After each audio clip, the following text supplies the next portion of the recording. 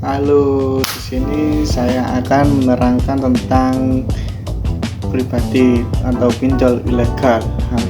Di sini saya akan atas nama Muhammad Robert Sarkasi, yaitu dari Prodi Bisnis Digital dari Universitas Nahdlatul Ulama. Pernah tidak kalian merasa diteror oleh debt collector? Padahal tidak meminjam uang, atau mungkin kalian pernah mendengar cerita horor tentang data pribadi yang disebarkan hari ini. Kita akan membedakan fenomena penyalahgunaan data pribadi oleh pinjol ilegal ini penting karena privasi adalah hak dasar kita yang sayangnya sering dirampas oleh aplikasi tak bertanggung jawab. Ini saya akan meneruskan tentang fakta dan bukti yang seringkali muncul kayak screenshot berita atau judul tentang artikel atau tentang penangkapan pinjol ilegal.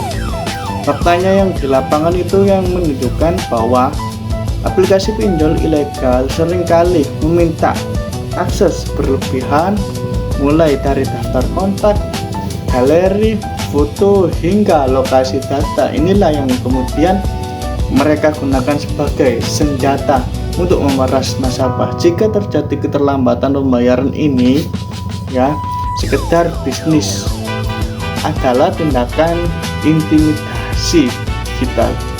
Yang kedua, ini menjelaskan tentang analisis etika, itu tentang teks muncul di privacy security atau respon enable.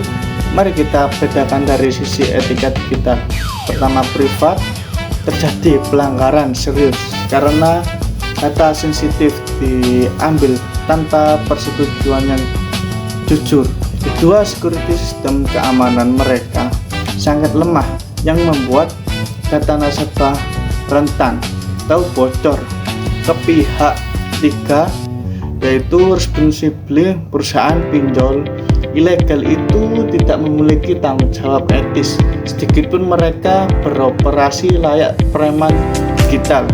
Dalam kasus ini, masyarakat jelas menjadi pihak dirugikan, sementara pemilik pinjol itu legal mendapatkan keuntungan dari rasa takut orang lain.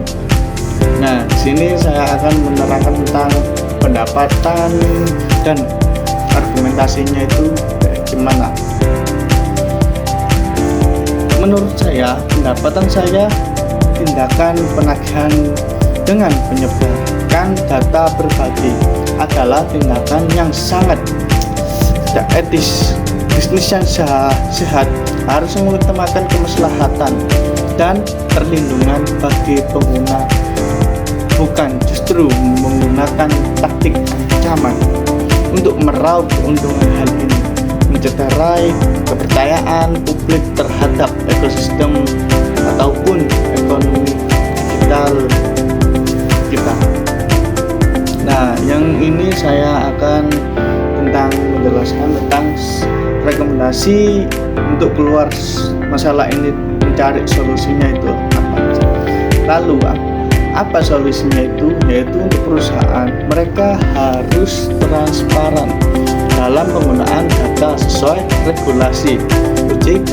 Untuk kita sebagai pengguna, wajib hukumnya melakukan cek legalitas di situs OJK sebelum mengunduh aplikasi apapun. Dan untuk pemerintah perlu langkah yang lebih agresif untuk melakukan takedown aplikasi ilegal secara real time. Sebelumnya jauh lebih banyak korban.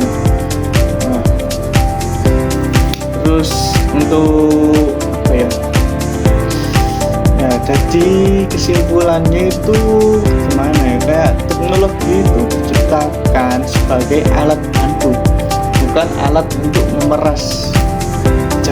Jaga data pribadi kalian, karena etika digital adalah tanggung jawab kita. Nah, bersama saya